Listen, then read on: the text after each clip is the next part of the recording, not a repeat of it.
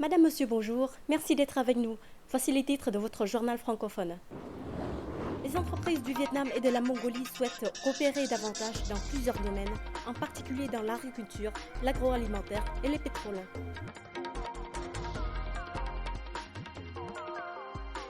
Regard rétrospectif des 15 années d'application de l'accord commercial Vietnam-États-Unis, une force motrice du commerce bilatéral, mais aussi de l'intégration mondiale du Vietnam.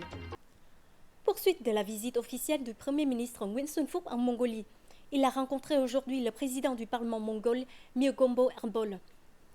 Les deux dirigeants ont convenu de renforcer la coopération entre le Vietnam et la Mongolie, tant au niveau bilatéral qu'international, ainsi que les échanges d'expériences dans l'élaboration de lois et la supervision.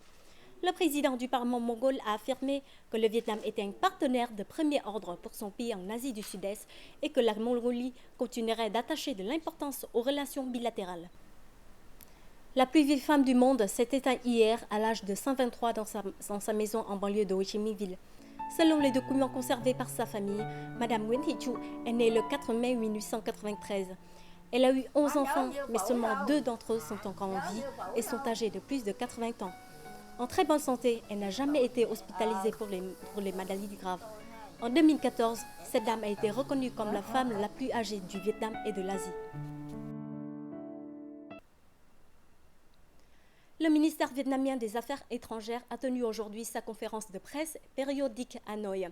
Au centre des discussions, la réaction du Vietnam au jugement rendu mardi par la Cour arbitrale concernant la procédure engagée par les Philippines contre les revendications chinoises en mer orientale. Le porte-parole Lê Hải Bình a affirmé que le Vietnam avait fait part de sa réaction dès la publication du jugement de la Cour arbitrale et que sa déclaration officielle serait publiée. Il y a 16 ans, le 14 juillet 2000, l'accord commercial bilatéral Vietnam-États-Unis était signé, marquant une étape historique dans le processus de normalisation complète des relations bilatérales. Depuis la conclusion et notamment depuis l'entrée en vigueur de cet accord, le commerce a toujours été un point fort des relations Vietnam-États-Unis. Les États-Unis demeurent actuellement le plus grand marché d'exportation du Vietnam. La valeur des échanges commerciaux bilatéraux est passée de façon spectaculaire de 1,2 milliard de dollars en 2000 à près de 45 milliards de dollars en 2015. Passons en revue les moments forts du BTA et les impacts de cet accord sur les relations commerciales Vietnam-États-Unis. Le 14 juillet 2000, l'accord commercial bilatéral Vietnam-États-Unis a été signé par le ministre vietnamien du Commerce, Vũ Quan, et la représentante américaine au commerce, Mme Charlene Barchevsky. La sauce de poisson ou le café de Buôn Mê Thuột sont deux marques parmi d'autres ayant une certaine réputation au Vietnam et à l'étranger.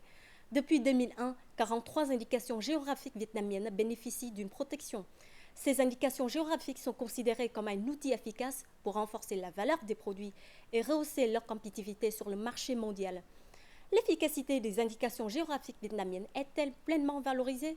Les détails dans le reportage qui suit avec Kiwang. La sauce de poisson de Phu Quoc est la première indication géographique qui a été protégée sur le marché de l'Union européenne fin 2014. Toujours à Ulaanbaatar, le sommet Asie-Europe 2016 a débuté.